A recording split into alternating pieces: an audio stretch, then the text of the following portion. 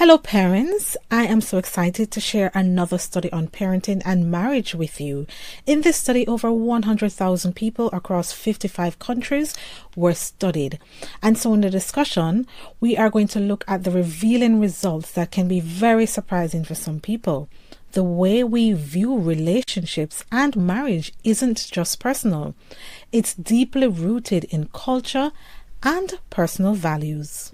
What if I told you that the values you hold today could predict whether your marriage will last?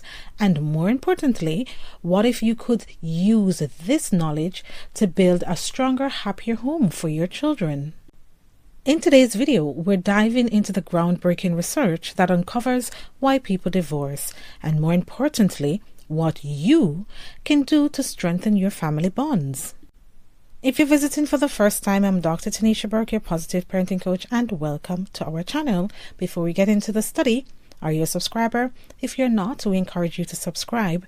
As of the making of this video, we are close to 800 subscribers, so we're inching closer to 1,000, and this would not have been possible without the support of parents from around the world. So if you want to join our community, subscribe and hit the notification bell. And for those of you who are subscribers already, thank you so much for being part of our community. Divorce is one of the most challenging transitions a family can experience. The study being covered today, titled "The Cultural and Personal Values Interact to Predict Divorce," sheds light on the deeper motivations behind why people choose to end their marriages. Unlike previous research that focused on circumstantial factors like financial stress or relationship dissatisfaction, this study explores how deeply ingrained personal and cultural values influence divorce rates. By understanding these insights, parents can become more intentional about fostering strong, value-driven family relationships and using positive discipline strategies to keep their families connected. You might be wondering, why is this study important? The findings from the study offer a powerful perspective on the social and psychological roots of divorce, with data from over 100,000 participants across 55 countries. The researchers found that divorce is more prevalent in societies that emphasize autonomy, where individuals prioritize personal growth, self-direction, and self-expression. Divorce is less common in cultures that emphasize embeddedness, where tradition, conformity, and family unity hold strong societal value.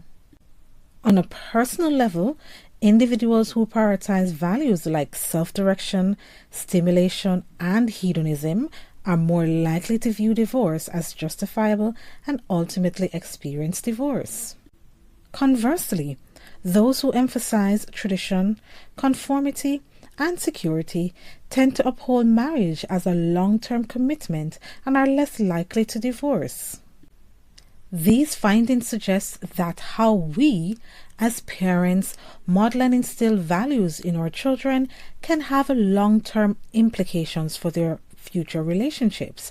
If we want to raise children who prioritize healthy, enduring relationships, we need to be intentional about fostering a balance between personal growth and family commitment. So, you might be wondering, what's the lessons from this study? This channel is about parenting, but even though we focus on parent-child relationships, it's important to understand how a marriage can impact the parent-child relationship and child development in general. So we're going to look at some of the key lessons that you can consider from this study as you parent your children and maintain a commitment to your family. The first lesson is to teach the value of commitment and respect. Regardless of cultural background, children thrive in environments where they feel a sense of stability and belonging. Parents can emphasize commitment by modeling respect, problem solving, and emotional regulation in their relationships.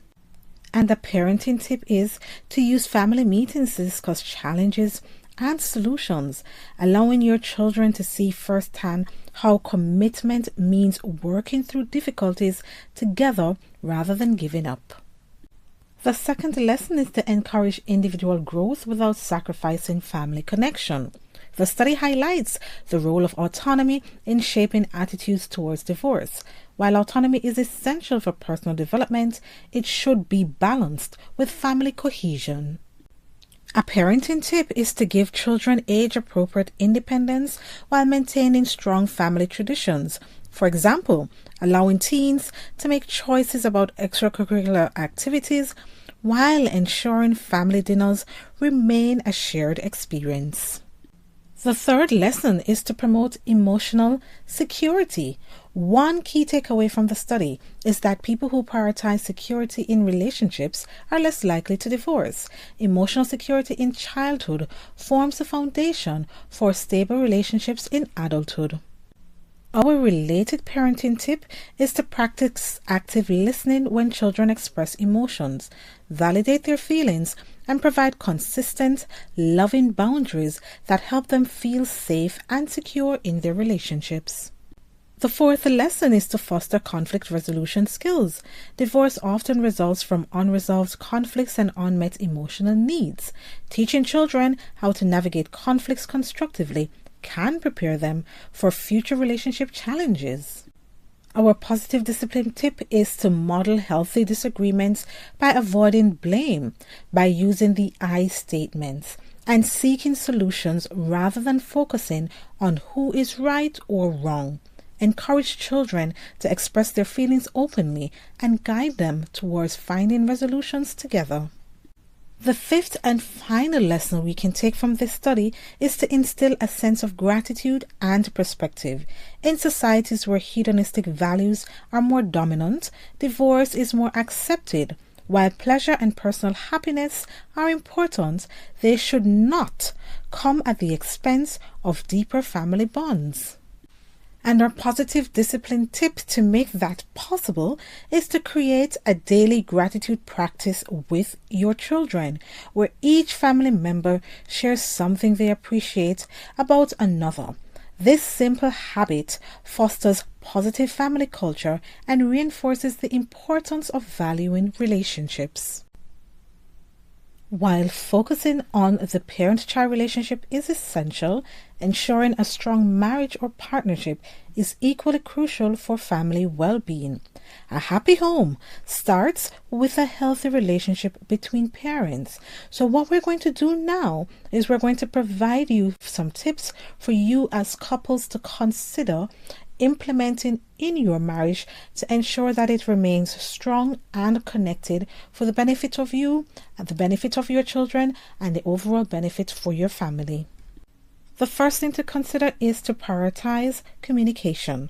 So make sure you have open and honest communication, as that strengthens the foundation of any relationship, especially the couple's relationship. A tip we suggest is to schedule weekly check-ins with your partner or spouse to discuss concerns, express gratitude, and align on family goals. And you need to be committed to this process. Every week, you sit down, you express your concerns, problem solve, make sure you express gratitude, and ensure that everything is on par with the vision of the family. Also, it's important to cultivate emotional intimacy. A strong marriage or relationship is built on emotional connection and support. So, make time for meaningful conversations and shared experiences, even if it's just a short walk together each day. As a couple, it's important to practice conflict resolution. Conflicts are inevitable in every marriage and relationship, but how they are handled determines the health of the marriage or the relationship. So a tip for you is to approach disagreements as a team, not one against the other. Focus on solutions rather than blame. Take a break if emotions escalate and revisit the discussion later with a calmer mindset. And an additional bonus tip for that is that when you're having difficult conversations, sometimes we are in the opposite side of the room. We're not close to each other. One way to break down and get rid of that barrier is to sit beside each other and maybe put your hand on each other's thigh as a way of maintaining connection or holding each other's hand. When you do that, difficult conversations do not feel so challenging as a couple, and it doesn't feel as if you're against each other. It helps you to feel like you're a team when you're touching each other. Also, maintain affection and appreciation. So make sure you're expressing love and appreciation regularly so that you can keep the relationship and marriage strong and healthy. And as a tip, it is important to show small gestures, as a simple thing as saying thank you when your spouse or partner helps you with something. Or you might leave a thoughtful note or express gratitude, as this goes a long way in maintaining a loving connection. Our final tip is to create shared goals and traditions. Having common aspirations and traditions reinforces unity in any marriage or relationship. One way to do this is to set shared goals as a couple, such as travel plans, financial objectives, or parenting strategies, and revisit them periodically to stay aligned. The study's insights remind us that cultural and personal values shape how we approach relationships, including marriage and parenting. By integrating positive discipline strategies that emphasize commitment, emotional security, and mutual respect, parents can cultivate an environment where children grow up valuing both personal growth and family connection. Additionally, fostering a happy and healthy marriage or relationship strengthens the entire family unit. Open communication, emotional intimacy, and shared goals can help parents model the kind of loving, committed relationship they hope their children will one day experience.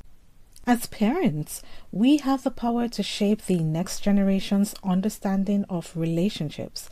By modeling patience, resilience, and respect, we can equip our children with the values needed to build lasting, fulfilling connections in their own lives. I have a question for you. What values do you emphasize in your family? I would love to get the conversation started, so share your thoughts in the comments section.